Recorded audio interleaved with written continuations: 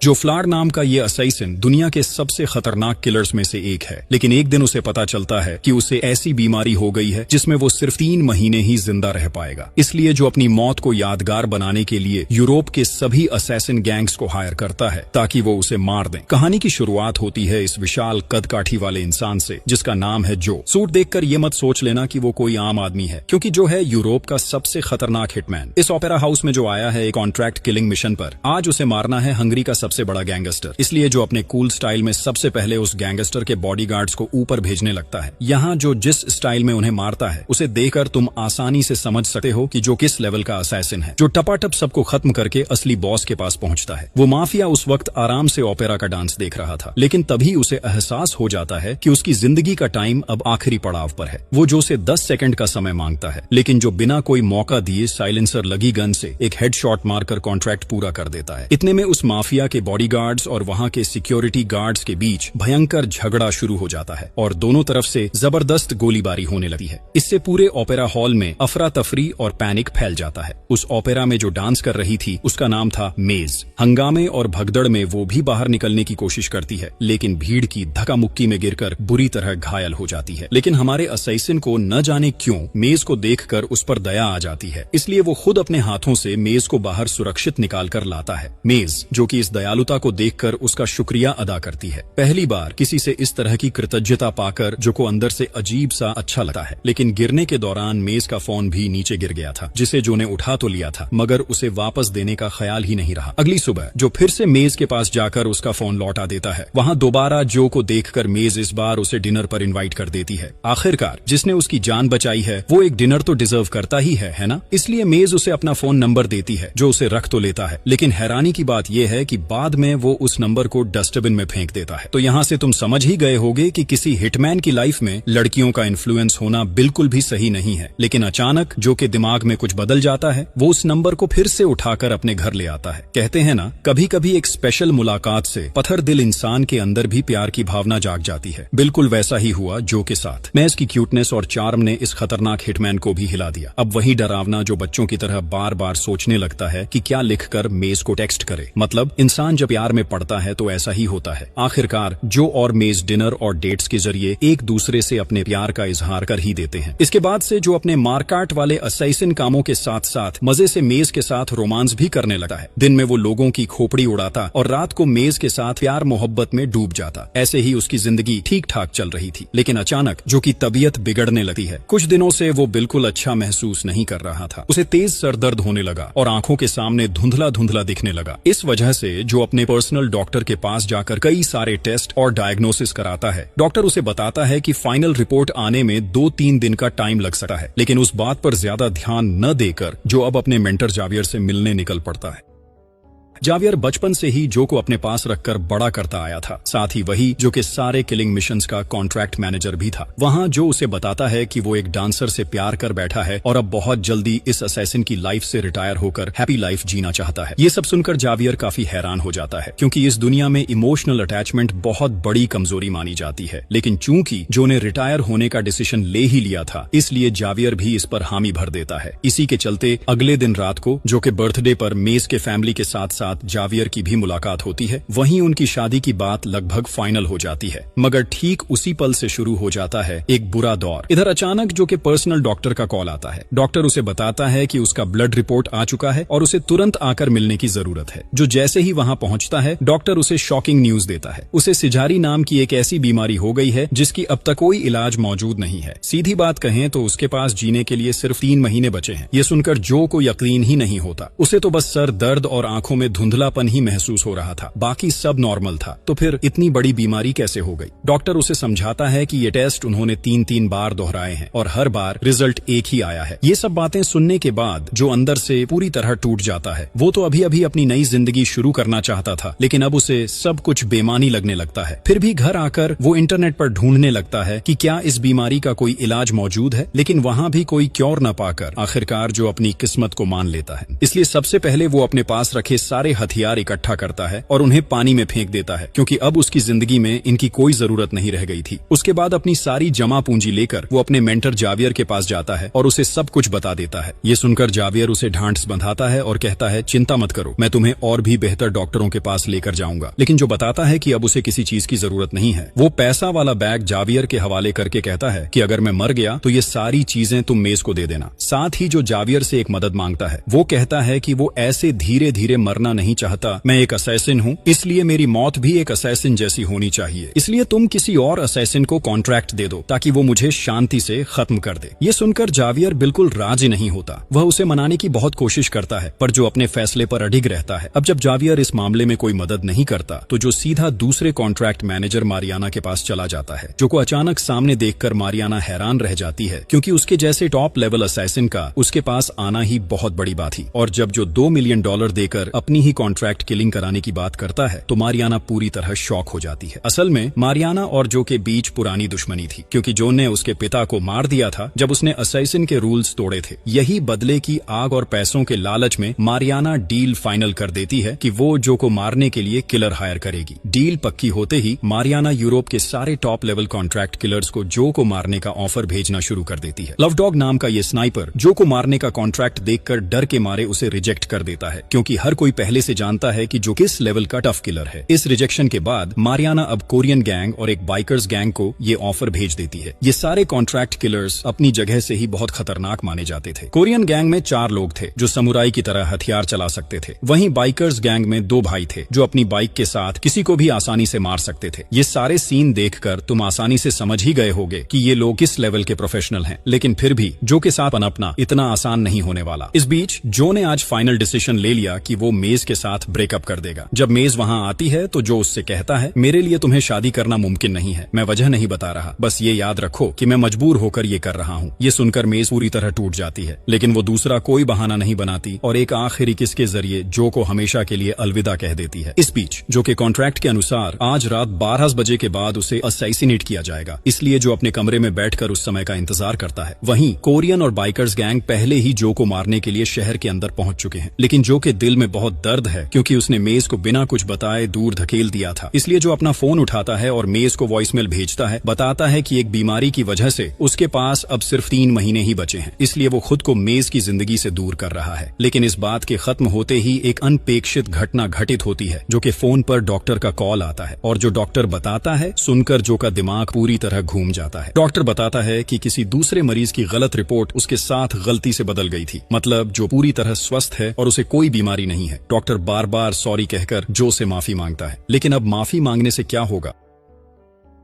इतने में Korean gang पहले ही उसके घर पहुंच चुका है, जो समझ ही नहीं पा रहा कि क्या करे। तभी वो सबसे पहले मारियाना को कॉल करता है और कहता है, देखो मैं जो कॉन्ट्रैक्ट तुम्हें दिया था उसे कैंसिल कर दो, जरूरत पड़े तो कॉन्ट्रैक्ट का $2 मिलियन ले लो, लेकिन प्लीज इसे अब रोक दो। लेकिन मारियाना साफ कह देती है कि इस किलिंग गेम के रूल्स के मुताबिक एक बार कॉन्ट्रैक्ट फाइनल हो गया तो उसे कैंसिल नहीं किया जा सकता। मतलब तुम समझ ही गए होगे, जो अब एक ऐसी स्थिति में फंस गया है कि उसकी जान बचाना ही उसकी सबसे बड़ी चुनौती है। लेकिन जो है ही ऐसा, अब जब उसे पता चल चुका है कि उसकी कोई बीमारी नहीं है तो वो पूरी प्लानिंग करके बैठ जाता है किलर्स के लिए। कोरियन गैंग जैसे ही उसके कमरे में घुसता है, जो उन्हें दूसरे कमरे से बोलता है, भाई मैंने ये कॉन्ट्रैक्ट कैंसिल कर दिया है, अगर अपनी जान बचानी है तो अभी यहीं से भाग जाओ। लेकिन कोरियन गैंग के लिए कॉन्ट्रैक्ट खत्म न करना एक तरह की अपमानजनक बात है, इसलिए गैंग लीडर ऑर्डर देता है कि जो को खत्म कर दो। लेकिन जो जैसे ताकतवर असैसिन को मार पाना इतना आसान नहीं है, कोशिश कितनी भी कर लो। जो अपने कुनफू स्किल्स से उन्हें इतनी बर्बरता से मारता है कि देखकर तुम्हारा दिल कांप उठेगा। वो एक एक करके उन्हें हाथ पांव तोड़कर, सिर काटकर 2 हिस्सों में बांट देता है और पूरी तरह विदाई दे देता है। बेचारे कुछ समझ पाते उससे पहले ही इस दुनिया से चले जाते हैं। लेकिन यहीं खत्म नहीं होता, उसके सामने अब बाइकर्स गैंग के 2 भाई आते हैं। उन्हें देखकर जो फिर से मेज को वॉइस मैसेज भेजता है। इस बार वो कहता है, मेज मैं एक बड़े खतरे में फंस गया हूँ, अब मैं ज्यादा कुछ नहीं बता सकता, मैं तुम्हें कुछ पैसा भेज रहा हूँ, इसे लेकर तुम इस शहर छोड़कर कहीं दूर चले जाओ। मैं वादा करता हूँ अगर मैं बचा रहा तो मैं तुम्हें जरूर ढूंढूंगा। ये मैसेज भेजने के बाद बाइकर्स गैंग गैंग के साथ एक लड़ाई शुरू हो जाती है। हालांकि पहले जो ने उन्हें चेतावनी देने की कोशिश की थी, लेकिन उन्होंने उसकी नहीं सुनी, इसलिए जो को उन्हें मारना पड़ता है। फिर जो मारियाना को कॉल करता है और कहता है, तुम बहुत बड़ी गलती कर रही हो, तुम्हारे भेजे हुए असैसिन अपने कीमती जीवन को बर्बाद कर रहे हैं, अभी भी समय है, प्लीज इसे रोक दो, और अगर तुम नहीं रोकती तो मेरे द्वारा क्या हो सकता है ये तुम अच्छी तरह जानती हो। ये सुनकर मारियाना और भी गुस्से में आ जाती है। एक तो उसने गेम्स के रूल्स तोड़े थे, ऊपर से अपने पिता की हत्या का बदला लेने का जज्बा उसे और ज्यादा फ्यूरियस कर देता है। इसी वजह से वो अब यूरोप के हर देश के सारे बड़े बड़े कॉन्ट्रैक्ट किलर्स को अपने इस डील का मैसेज भेजना शुरू कर देती है। लेकिन इस बार वो प्राइज मनी और भी बढ़ा देता है, अपने $2 मिलियन